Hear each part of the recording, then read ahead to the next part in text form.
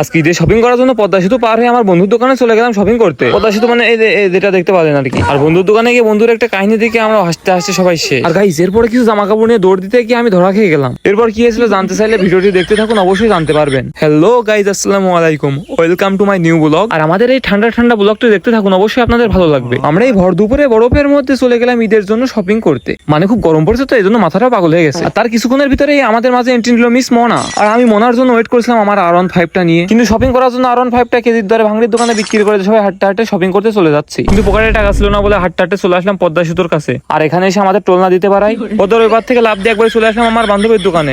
আর এখানে এসে আমার বান্ধবীর সাথে কিছু ভালোবাসার কথা হলো, মানে বন্ধু আর কি।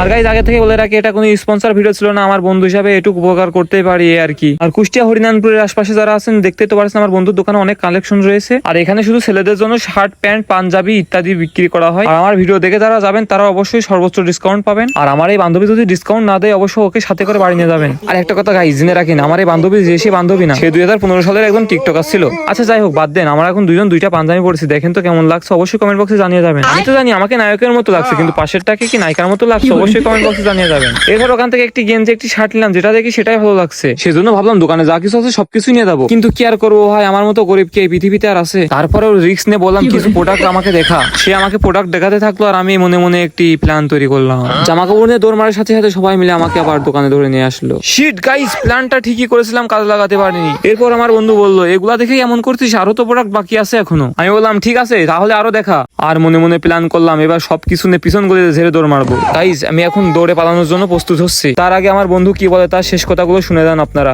হ্যাঁ, আমাদের দোকানের নাম হচ্ছে new choice RM plaza, Harinanpur বাজার, ইবি কুষ্টিয়া। আজকের ব্লগটি এই পর্যন্তই ছিল। Bye bye guys, take care.